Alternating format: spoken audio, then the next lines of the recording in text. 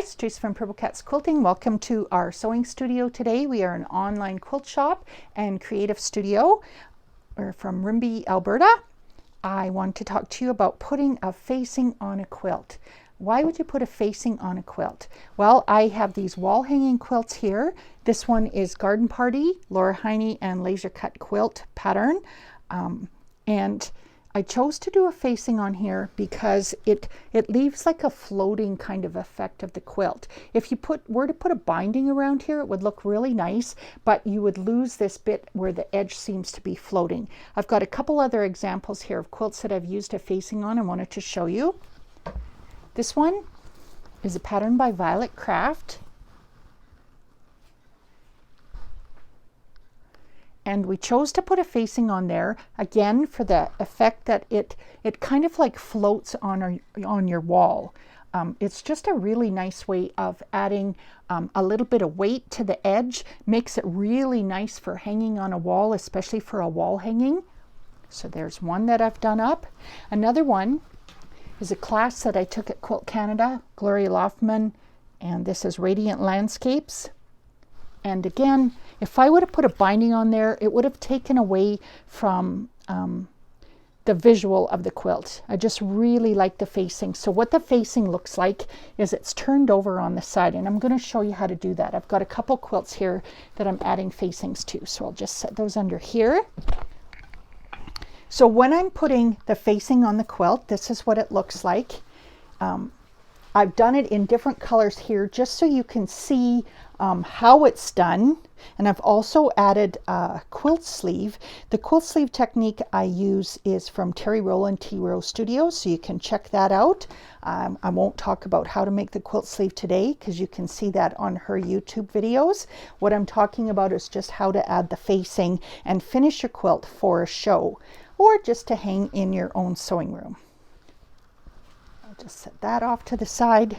So here's one that I've prepared. This is another one of the Garden Party. And I've trimmed it down, made a nice square, measured it, everything. I've put my quilt label already on it, so I know which way is going to be the top. So the first thing I need to do, here's my quilt sleeve. I've already got it made. It's going to go up at the top. But the first thing you're going to do is you're going to measure your quilt. And mine turned out to be 20¼ inches. So the first thing I'm going to do is I'm going to cut a 4-inch strip of fabric. And I'm going to fold it in half. So here's my 4-inch strip of fabric. And it's the length or the width of the top and the bottom of my quilt. So I fold it in half, I press it. I'm going to clip it all along to the top. I like using clips. You can use pins or clips. I like using clips. You're going to pin it to the top and the bottom of your quilt. And that piece of fabric is exactly the measurement of your quilt, the top and bottom of your quilt. So I use a 4-inch piece. And we're going to put it on the front of the quilt and turn it to the back now. So I'm going to use a 4-inch piece, folded in half, clipped onto my quilt like this. Top and bottom first.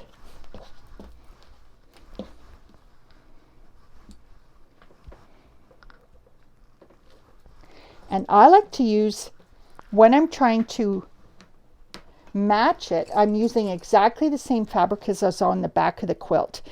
This will make it almost invisible on the back, which again, if you're entering into a quilt show, is really nice because then you don't see it. Now the side pieces for this facing I'm going to cut them 1 inch shorter, and I'm going to attach them to the side. So 1 inch shorter because it's going to have less bulk in the corner. And it's going to be covered. The top and the bottom piece are going to cover it. So I'm going to clip those on. Then what I'm going to do, I would take it over to the sewing machine and I would start not in a corner. I would start just on the top of a corner.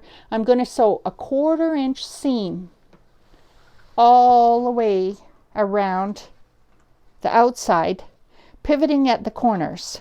So when I pivot at the corners, I'm going to leave my needle down and I'm going to turn and I'm going to continue sewing a seam all the way around the outside of the quilt.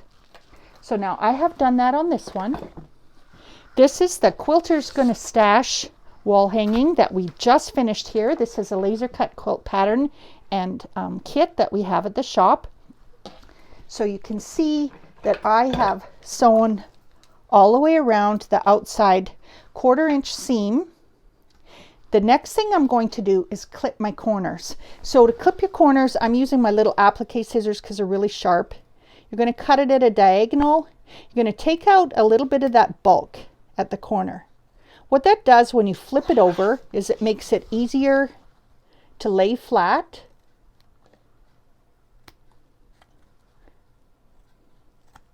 And you might, if you flip it over and you turn it and it's not quite laying flat, you can always just flip it over again and trim a little bit more off. So as you can see, there's my sides that were a little bit shorter. There's my top and bottom. Now I'm going to turn the facing to the back side of the quilt. And I got my little turner here, my bag turner tool. So I can push out those corners and get it nice and sharp. So I'll work at that, get it nice and sharp. Then what I'm going to do is I'm going to press this down, and I want to get a lot of steam and I want to give it a good hard press. It's really, really important to get a good hard press. Okay, so I'll pull my iron over here actually. This is my brand new Aliso iron that I got from Free Spirit and Aliso. When my friend Terry Rowland won the Free Spirit Quilt Coat contest, we were her sponsoring shop. She named us and I got a prize too. So she got the great big iron and I got this really cute little mini iron. Quite tickled with it. So you're going to give it a good press. I like to use lots of steam. It's an important part of your process here.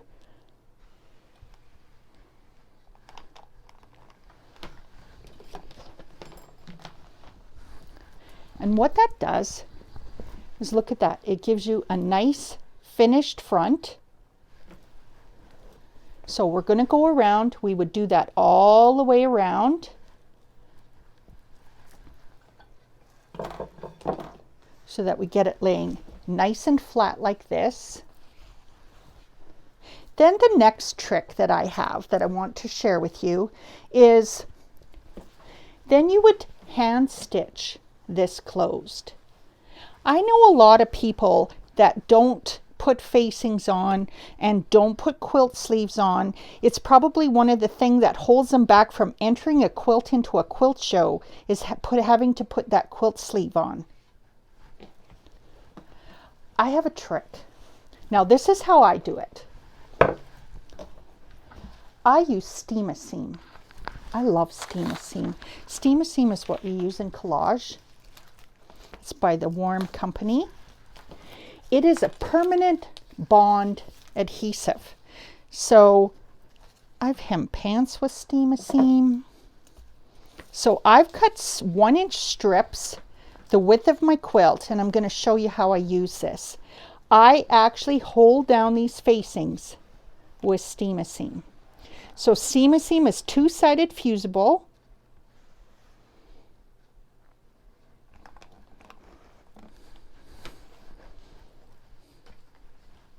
So finish off this pressing here. Then what I'm going to do is put my steam-a-seam on the back side of this. And I'm going to fuse these down with steam-a-seam. Believe me, it is so easy. It is so quick. A wall hanging isn't going to get a lot of wash, but this is a permanent bond adhesive.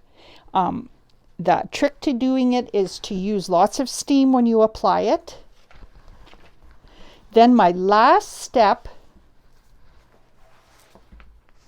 on this wall hanging is to put my quilt sleeve at the very top. And I usually put it just below my facing. And my trick is I use steam a seam for that also. And it holds it permanent. Normally you take a hand stitch and you run it along here. But if you want a quick, simple, easy facing and quilt sleeve attachment, steam a seam works really good. So we'll go back to that original one that I did. This is what it's going to look like. You got that nice finish, clean edge. This facing and the steam a seam actually gives some weight and some bulk to your edges, so they hang really nice and straight. They're very weighted. You can see with my quilt sleeve on there, and by using the Terry Rowland way of making a quilt sleeve, you get a little bit of extra here so that your quilt hangs really nice when you have it on a doweling. And this is just a piece of dowel Mr. Katz bought for me and trimmed it down. So now I can just hang that on the wall.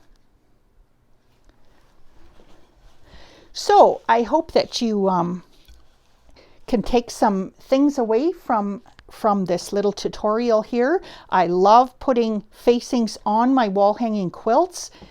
I think that it's a really nice finish. I know a lot of modern quilters are actually binding their quilts with facings. So that's something I'm going to look at a little bit more, where they take a larger quilt and they put a facing on it instead of just a binding.